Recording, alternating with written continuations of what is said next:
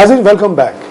वक्फे से पहले हम बात कर रहे थे लैंड रिफॉर्म पे और मैं शेख साहब से ये पूछना चाह रहा था कि शेख साहब लैंड रिफॉर्म बहुत ही क्रूशल इशू है पाकिस्तान में, क्योंकि वजह यह है कि ज़ाहिर है 60% 70% गुर्बत तो गाँव में ही है, और गाँव में गुर्बत वही है कि जहाँ जिसके पास कोई ज़मीन नहीं है। जिस गरीब के पास छोटा सा भी ज़मीन है, 2 एकड़ हो, 4 एकड़ हो, 5 एकड़, वो फिर भी बेचारा कनात करके गुजारा कर लेता है। तो लैंड रिफॉर्म एक बड़ा टची इशू है इस मुल्क में। तो ये जो आइडियोलॉजी काउंसिल का ये आया है, जिसकी वजह से आज तक वो होल्ड पे है। 3 दफ़ा पीपल्स पार्टी की हुकूमत आई है, आज तक वो लैंड रिफॉर्म 77 का इम्प्लीमेंट नहीं हुआ, जिसके तहत 100 एकड़ ज़मीन की सीलिंग हो जाएगी, विच मीन्स कि 100 से ऊपर जो होगा वो स्टेट को वापस मिलेगा, और फिर वो आपकी मर्जी है, आप जैसे भी बांट दें लैंडलेस बिजनेस में, उससे ज़्यादा प्रॉपर्टी कम हो जाएगी। तो लोग इस पर काफ़ी लोग जो है ना क्रिटिसाइज़ करते हैं कि इस्लाम ने हमें रोका हुआ। इसके बारे में आप थोड़ी सी रोशनी डालें, आपके मालूमात को बताएं। अवलन तो मेरी नज़र से वो जी एक बात और ये है कि अगर 77 का लैंड रिफॉर्म गैर इस्लामी है तो फिर 72 का भी गैर इस्लामी, फिर 59 का भी गैर इस्लामी है, तो सब ज़मीनें जैसे पहले थी वैसे वापस कर दें आप। हाँ, मैं वो प्रिंसिपल तो वही हो गया ना, प्रिंसिपल तो एक ही होना चाहिए। ये जो इस्लामिक आइडियोलॉजी काउंसिल की जो फतवा जिसको आप कह रहे हैं या ओपिनियन, मेरी नज़र से तो उसी को नहीं मानते। हाँ, मैं काउंसिल को नहीं मानते। हाँ, मेरी नज़र से तो नहीं गुजरा, लेकिन बहरहाल जहाँ तक कंट्रोवर्सी है कि उसकी कंपोजिशन पे भी। हाँ, मैं ज़ाती तौर पे ये समझता हूँ कि जो लैंड रिफॉर्म्स 3 जिनका आपने जिक्र किया कि 58 वाले या 72 वाले या 79 वाले, जो मेरी मालूमात है 77 हाँ, मेरी जो मालूमात है उसके मुताबिक उनकी इम्प्लीमेंटेशन जो है ना वो भी सिर्फ रिकॉर्ड की हद तक है। लोगों ने उसको अपनी जो बड़ी बड़ी ज़मीनें थी वो इंटरनली फैमिलीज़ के अंदर डिस्ट्रीब्यूट कर दी।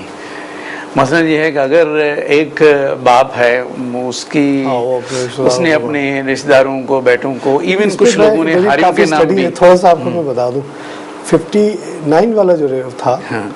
उसमें कोई 10 मिलियन एकड़ ज़मीन रिज्यूम हुई थी। अच्छा। वो 186,000 फैमिलीज़ में बटी थी। उसमें से अभी भी बहुत सारी ज़मीन बची हुई है जो कि रिज्यूम हुई लेकिन बटी नहीं। 72 में जो आया था, जिसके बारे में बड़ा शोर था कि जी सोशलिज्म आ गया और ये हो गया, उसमें 5-6 मिलियन एकड़ ज़मीन ली गई थी और बटी सिर्फ उसमें से बहुत कम बटी थी, बहुत ज़्यादा ज़मीन बच गई। तो उस जो ये 2 रिफॉर्म से 2.7 मिलियन एकड़ ज़मीन अभी भी बची हुई है जो बटी नहीं है।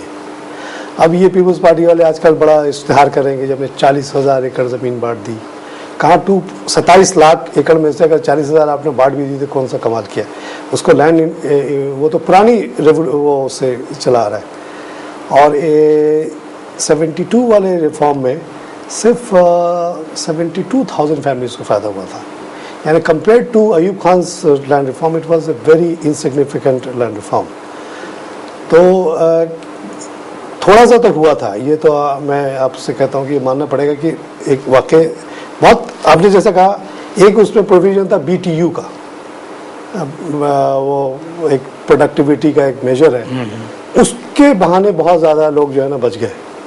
और जैसे कि आपने कहा कि रिश्तेदारों में बांट दिया गया, लेकिन फिर भी 2.5 लाख टोटल मिला के 2.5 लाख लोगों को तो फैमिलीज़ को फ़ायदा हुआ था दोनों इससे। 77 वाला 100 एकड़ का सीलिंग अगर आ जाए तो फिर एक्सपेक्टेशन है कि around 10 million acres again will be available, plus 2.7 जो पड़ा हुआ है, तो 12.7 मिलियन भी अगर बटे तो कुछ तो बेहतरी आएगी।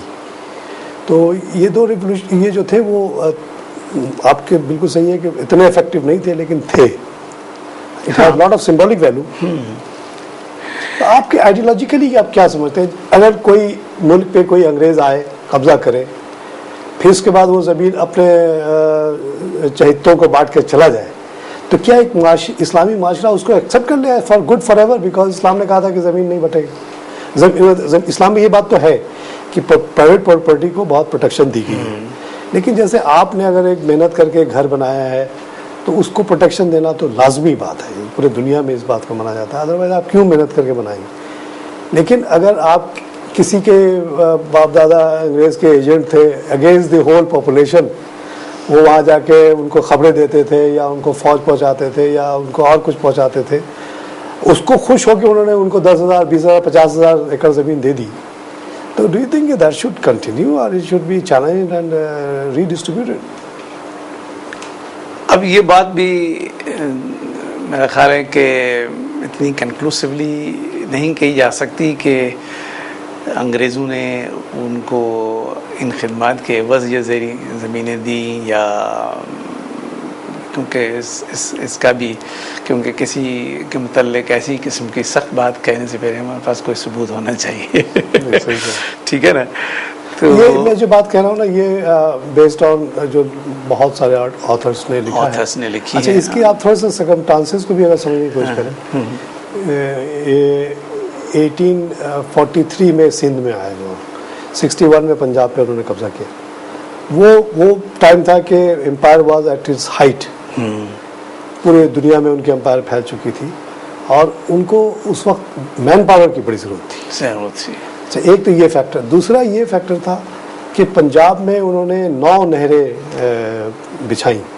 अब वो नहरें उन इलाकों में बिछाई गई जो गैर आबाद थी और जो बंजर थी, मुल्तान और लिया शैया का जो पूरा इलाका है, रहीमिया खान वगैरह का सारा इलाका। तो फर्स्ट टाइम, अच्छा जैसे यूपी में भी बिछाई उन्होंने, तो वो सारे आबाद इलाके थे, तो कोई ऑलरेडी वहाँ पे ज़मीन में बैठा हुआ था, बारिशों पे डिपेंडेंट था, suddenly became dependent on A canal, मगर वहाँ डिस्ट्रीब्यूशन तो नहीं हो सकता था। मैं यहाँ फ्रेश ज़मीन इनको अवेलेबल हुई and the state, the army basically needed lot of horses, donkeys, camels, fighting people. तो ये ऐसी जगह थी जहाँ वो ये मरात दे सकते थे और उन्होंने दी।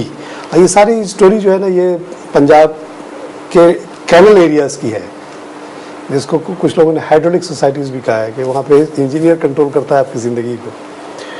सिमिलरली इन सिंध, जब इन्होंने सखर बैराज बनाया, 7,000 एकड़ ज़मीन अवेलेबल हुई, वहाँ भी गुंजाइश थी कि अपने चहितों को एकोमोडेट किया जाए। तो ये तो पूरे सब कॉन्टिनेंट में this was the biggest expansion of agriculture land. Punjab में 4,000 से 44,000 एकड़ ज़मीन सैलाब हो गई, पिनेरियल जिसको कहते हैं कि साल भर पानी रहे। यहाँ आउट ऑफ नोवेयर 2-3 बहुत कम इलाका था, 7 मिलियन एकड़ ज़मीन मिल गई। अच्छा, एक और कंसिडरेशन ये था, जैसे ये सखर बैराज है, ये 29 करोड़ से बना, 34 में कंप्लीट हुआ। उस कॉस्ट को भी तो रिकवर करना होता था ना इनको, जैसे आजकल हम वर्ल्ड बैंक से और इधर से पैसे लेते हैं, उस ज़माने में भी ये कर्ज लिया करते थे 4-5% पे पूरी दुनिया से, तो उसको रिपे भी करना था, साथ साथ ये मिलिट्री ऑब्जेक्टिव्स को भी मद्देनज़र रखना था। तो पहले तो वो ज़मीन उन्होंने दी ताकि कॉस्ट रिकवर हो जाए। वो किसको दी? जिसके पास ऑलरेडी ज़मीन थी या जो पैसे वाला था, बेस्ट प्राइस पे उन्होंने बेचा। जो ज़मीन बच गई वो मिलिट्री यूज़ में किया गई, गरीब कहीं किस कंसिडरेशन में नहीं आया। This is the most unfortunate land distribution in the British empire history.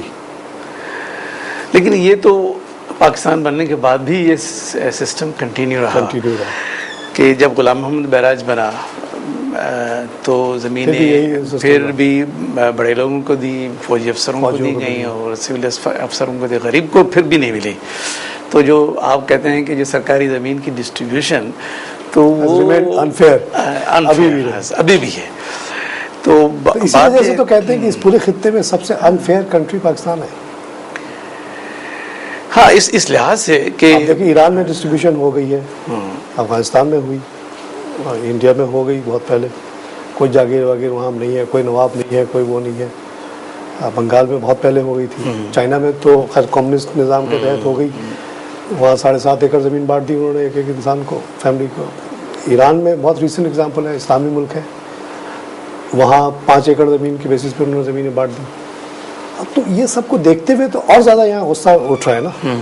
अब कोई किसी नाम से लड़ता है, किसी नाम से जैसे आपने फरमाया कि अभी काफ़ी ज़मीन जो लैंड रिफॉर्म्स में रिज्यूम हुई थी वो पड़ी हुई, या फिर और स्टेट लैंड काफ़ी पड़ी है, वो भी अगर गरीबों में छोटे छोटे जैसे 7.5 एकड़ या 10 एकड़ या 15 एकड़, ईरान वाला एग्जाम्पल 5 एकड़ का बहुत अच्छा है, ये अगर डिस्ट्रीब्यूट किया जाए तो ये गरीब आदमी जो फार्मर है वो उनको आबाद करने की सकत भी रखता है। अगर बहुत बड़ी उसको ज़मीन मिल गई तो वो उसको आबाद भी नहीं कर सकता। यही कहा गया कि जैसे एक फैमिली होती है, अब मियाँ बीवी 2-3 बच्चे, 5 एकड़ देकर मैंने 5 एकड़ उनको दे दें, वो ऑप्टिमम। अच्छा, इससे प्रोडक्टिविटी में भी कमी नहीं आती बल्कि प्रोडक्टिविटी बढ़ जाती है, क्योंकि उस 5 एकड़ में तो उसकी ज़िंदगी या मौत का सवाल है। अब किसी लॉर्ड साहब के पास अगर 2000 एकड़ ज़मीन है तो ही डजंट नो कि where starts where it ends, कहीं पे उन्होंने ध्यान दिया, कहीं पे नहीं दिया, और उसको इंसेंटिव भी नहीं है मेहनत करने का, इसलिए कि उसको इतने पैसे मिल रहे हैं वो बड़े ऐश करे या काम करे। हाँ। अच्छा, मैकेनाइजेशन का जहाँ तक एक सवाल होता था कि बड़ी ज़मीन होगी तो वहाँ ट्रैक्टर और ये इस्तेमाल होंगे। अगर आप अभी पंजाब और सिंध में जाएं तो माशाल्लाह इतना अच्छा निज़ाम वहाँ बन गया है, कमर्शलाइजेशन इस तरह से हो गई है कि हर इलाके में एक कोई बाज़ार है, वहाँ आपको ट्रैक्टर वाला घंटे हिसाब से मिल जाएगा। पानी का पंप आपके पास नहीं है तो वो ला के लगा के 4 घंटे आपको पंप करा के ले जाएगा। हर चीज़ कमर्शियल हो गई है। You don't have to own a tractor to tilt your land for 5 days। आप 5-10 दिन 2 सीजन में 10-10 दिन ज़्यादा 100 दिन इस्तेमाल करते हैं तो you don't have to own it, you can hire it on hourly basis at a very competitive price. तो अगर ये ज़मीनें इस तरह से बढ़ जाए तो यहाँ बहुत बड़ी प्रॉस्पेरिटी आ सकती है। और इंसाफ के जो असल, देखिए इस्लाम तो आया ही था इंसाफ करने के लिए, और इंसाफ हो जाए तो क्या बुरा है। और अल्लाह की मखलूक अगर बेहतर हो जाती है तो इससे तो कोई बुराई नहीं होगी। ईरान में इस्लामिक रेवोल्यूशन आया, ख़मेनी साहब ऊपर बैठे रहे तो उनसे पूछा गया भाई ये क्या हो रहा है, ये ज़मीनें बढ़ रही हैं, ये तो प्राइवेट प्रॉपर्टी के ख़िलाफ़ है। तो उन्होंने खुद कुछ नहीं जवाब दिया। उनके असिस्टेंट्स वगैरह कहते थे कि भाई ज़मीन तो अल्लाह की है, अल्लाह की मखलूक है, उनको दे रहे हैं। हाँ, फिर इस्लाम ने ये भी तो साथ साथ आपसे कहा था, शायद आप ये भूल गए, कि पड़ोसी आपका भूखे नहीं मरना चाहिए। तो ये क्या बात है, एक आदमी के 97% लैंड 3% लोगों के पास थी ईरान में, बड़े बड़े फार्म्स। यहाँ तो ऐसे फार्म है ही नहीं, इतने बड़े बड़े फार्म्स वहाँ पर।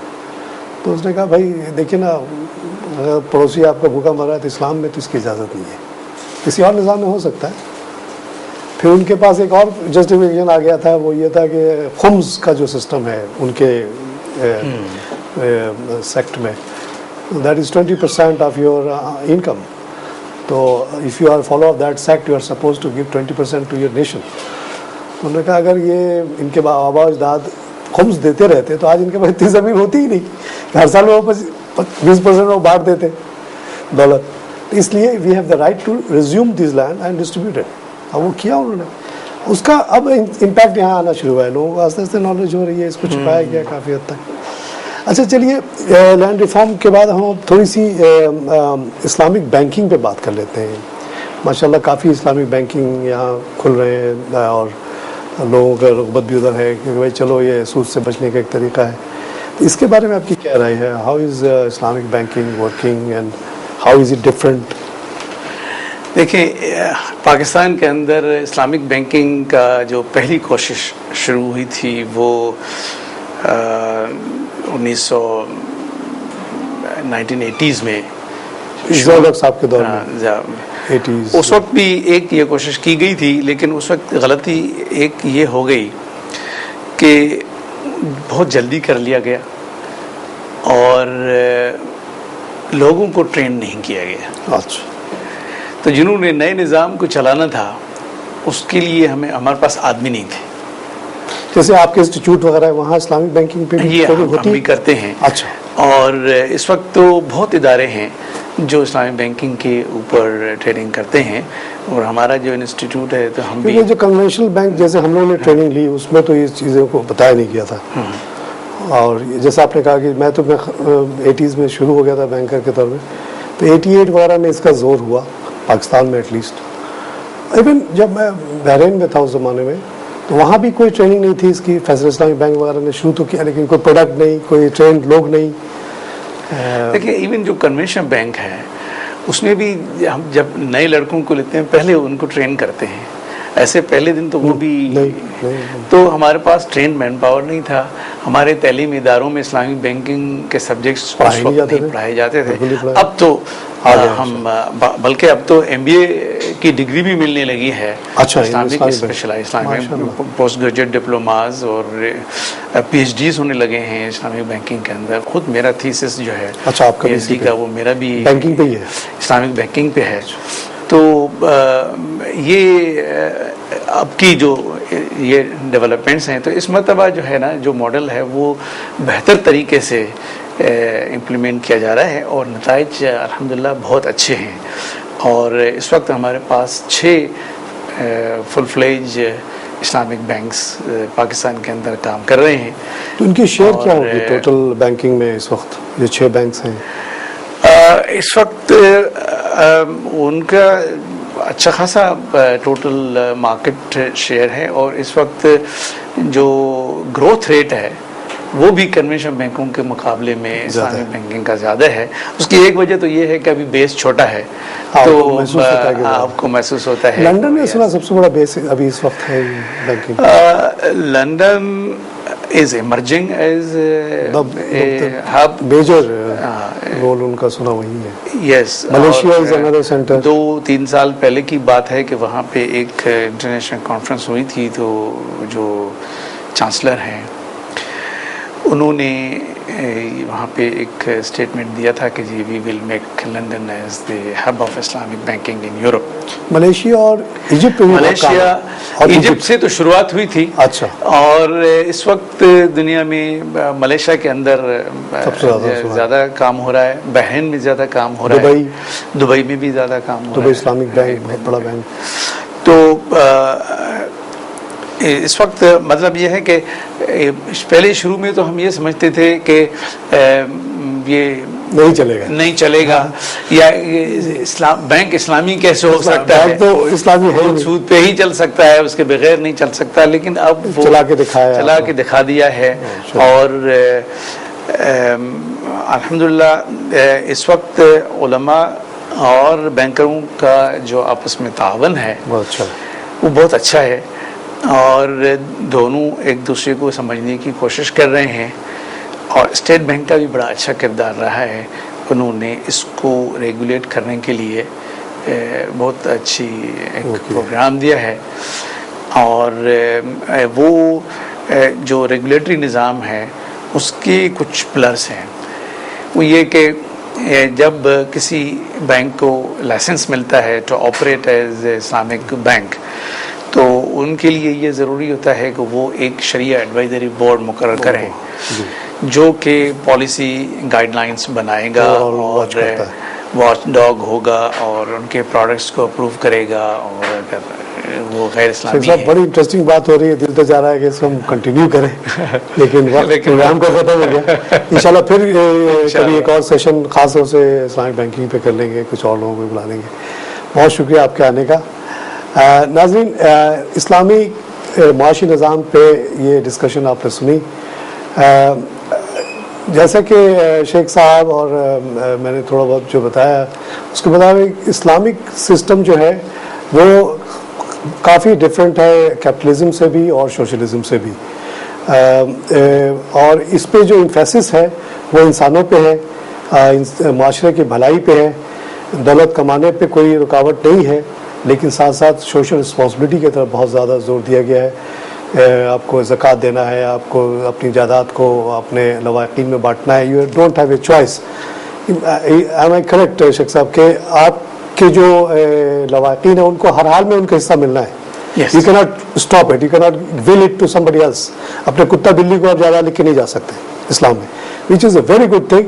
It is creating a distribution of wealth और उससे जो है ना सोसाइटी जो है ना इंशाल्लाह जब जमींदारी की बात करते हैं प्रॉपरली वो ज़मीनें बढ़ती रहे लवाकिन में, तो शायद थोड़ी देर बाद कोई बड़ा ज़मींदार बचेगा ही नहीं। तो कोशिश इस बात की होनी चाहिए कि इस्लाम का जो स्पिरिट है उसको अप्लाई किया जाए सोसाइटी में।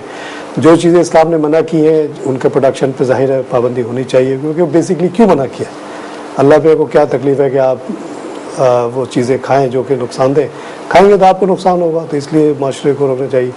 जैसे शेख साहब ने बहुत अच्छी बात की कि बहुत सारी चीज़ें जो इस्लाम ने मना की थी वो चीज़ें वेस्ट में भी मना की जा रही है। इस्लाम ने एनवायरनमेंट को बचाने की बात की थी, अब ये एक मेजर इशू बन गया है। पूरी दुनिया क्योटो ट्रीटी साइन करके बैठी हुई है और अब अमेरिका भी फोर्स हो रहा है कि उस पर अमल करे। तो ये आप देखिए कि कंप्लीटली फ्री कैपिटलिज्म भी नहीं चल सकती। और सोशलिज्म के बारे में जैसा कि हम लोगों ने डिस्कस किया, बेसिकली ये निज़ाम फेल हो गया, क्योंकि जैसा शेख साहब ने कहा, गैर फितरी निज़ाम था, ये नहीं चला। तो जहाँ चल भी रहा है तो एक कहने को सोशलिज्म है, लेकिन साथ साथ बहुत बड़ा कैपिटलिज्म चाइना में चल रहा है। तो पाकिस्तान के माशरे के सिलसिले में जो हमने बात की, मैंने एक सवाल जो उठाया कि लैंड रिफॉर्म के बारे में शेख साहब ने उस पर कोई कंक्लूसिव बात तो नहीं की है, लेकिन जो बात इनके स्पिरिट से आती है, इस्लाम कभी भी इंसाफ के खिलाफ नहीं हो सकता। अगर इज्तिहाद हो और पूरी कौम मिलकर ये कहे कि नहीं, इसी ज़मीन बंटनी चाहिए तो बंटनी चाहिए। अगर नेशनल असेंबली ने उसको अप्रूव किया है तो there is nobody who should stop it. मुसलमानों की असेंबली ने ना, शूरा ने तब इसको अप्रूव किया है। तो हम होप करते हैं कि इंशाल्लाह लैंड रिफॉर्म पे भी काम होगा। बैंकिंग का जहाँ तक ताल्लुक है, मैंने बहुत अच्छी बात बताई कि इस्लामिक बैंकिंग माशाल्लाह काफ़ी तरक्की कर रहा है। Hopefully it will do better in future. Training हो रही है काफ़ी लोगों की। इसी के साथ आज का प्रोग्राम मैं कंक्लूड करता हूँ। इंशाल्लाह किसी अगले मौजू को लेकर फिर हाजिर होऊंगा। खुदा हाफिज़।